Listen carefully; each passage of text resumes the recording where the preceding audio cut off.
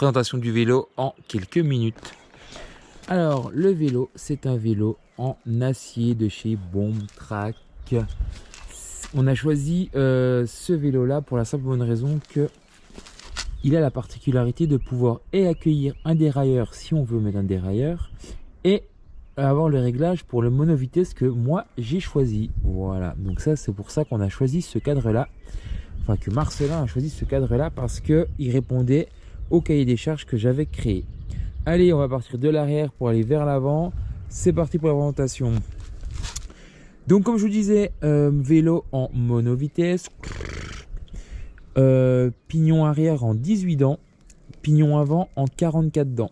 C'est un compromis que j'ai choisi, que j'ai testé, qui me permet d'être plutôt bien un peu partout. Alors c'est sûr qu'en côte c'est un peu plus difficile par moment, mais au moins sur le plat ça va bien, sur le restant ça va bien également.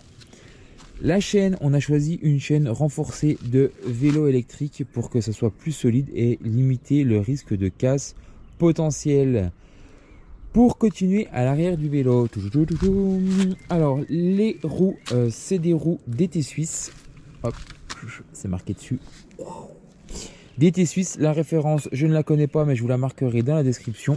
Pourquoi on a choisi ces roues là? Parce que je voulais pas une roue de vélo monovitesse ni de pignon fixe, je voulais une roue standard, comme ça si jamais il arrive quelque chose pendant l'aventure, et ben je peux mettre une roue de n'importe quel vélo pour continuer, du moment qu'elle est dans la bonne taille. Ensuite, donc frein à disque, voilà, frein à disque à câble. Pourquoi à câble? Parce que c'est pareil, c'est facilement réparable et je peux être autonome très rapidement. Frein à disque, pour la sécurité. L'avantage de ce petit vélo également, c'est qu'il a des porte-rayons intégrés. Donc ça c'est super pratique parce que là-dessus il y a des rayons spécifiques, donc je vais pouvoir les mettre là. Et si toutefois j'en casse un, il y aura ce qu'il faut. Le système de portage qui est ici, donc toujours comme je vous l'avais déjà présenté, c'est la marque Aeroé. L'avantage c'est que vous pouvez le reprendre directement sur le cadre et qu'il est compatible avec tous les cadres de vélo, aussi bien carbone, acier, alu, titane, de vélo de route, de VTT, de gravel, d'enduro, tout, vous pouvez tout mettre dessus, c'est super pratique. Niveau pédalage, je suis sur des cales SPD de VTT normal. J'ai également une petite cale que je peux remettre dessus si toutefois à un moment donné j'ai envie de pouvoir rouler en sandales ou autre, et ben ça me permet de pouvoir rouler facilement. Ensuite, on passe à la selle. Donc la selle, c'est une selle de chez Debia. Voilà, c'est une selle sur mesure, moulée à mon anatomie. Et c'est un super confort. Alors je l'ai testé là depuis quelques temps et c'est vrai que ça change beaucoup de choses. Alors c'est sûr qu'elle paraît hyper minimaliste, mais vu qu'elle est moulée, comme on le voit là, vraiment à mes ischions. Oh là, il y a les vélos qui se sauvent. Vu qu'elle est moulée à mes ischions, et ben l'avantage c'est que c'est vraiment du confort, quoi. On continue, 2 porte-bidons. Donc là, je pars du coup avec quasiment 2 litres d'eau sur le vélo. On continue.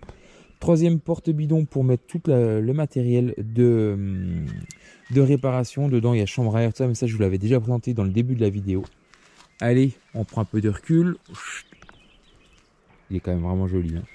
Alors, devant le vélo, donc j'ai un porte-pizza, un rack à pizza, ce qu'on appelle, sur lequel il y a le panier qui va me servir de base vie. On va dire que c'est un petit peu ce que j'ai au quotidien, que j'ai besoin au quotidien pour pendant que je roule.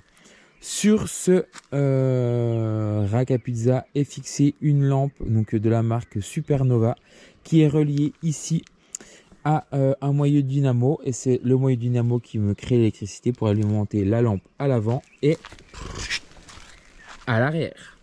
Donc là, pour la sécurité, pour pouvoir rouler de nuit également. On continue sur le système de freinage. On est pareil qu'à l'arrière sur des freins à disque mécaniques avec un disque plus gros devant que l'arrière. Maintenant, je vous présente le poste de pilotage. Donc le poste de pilotage, on est parti sur un cintre gravel pour avoir plus de largeur en bas et pour pouvoir avoir plus de force quand il y a besoin de forcer en côte. Levier de frein, commande de frein, guidoline un peu épaisse avec des inserts de mousse à l'intérieur pour le confort des mains. Et ensuite, moi j'ai rajouté les prolongateurs, alors qui sont pas en position aérodynamique, hein, mais qui sont en position confort, un petit peu relevé. Alors je sais pas si je les garderai tout le long. Pour le moment, c'est encore, je suis indécis dessus. Donc du coup, eh ben, je les ai laissés. Voilà un petit peu ce vélo donc, qui a été conçu par l'atelier prépa à Besançon. Et je remercie Marcelin pour ce super vélo qu'il m'a confectionné. Une chose que j'ai oublié de vous parler, c'est les pneus. Les pneus, on est sur des pneus Challenger de chez Hutchinson, donc marque française, en 35 de large pour le confort. Et sur les roues, comme je disais tout à l'heure, on a rajouté également des petits inserts phosphorescents pour la sécurité si jamais je dois rouler de nuit. Voilà ce vélo. S'il y a des questions, n'hésitez pas à me les poser, ça me fera plaisir de vous répondre. Maintenant, je vous souhaite une bonne soirée. Moi, je vais aller manger et je vous dis rendez-vous bientôt pour le départ. Ciao, ciao!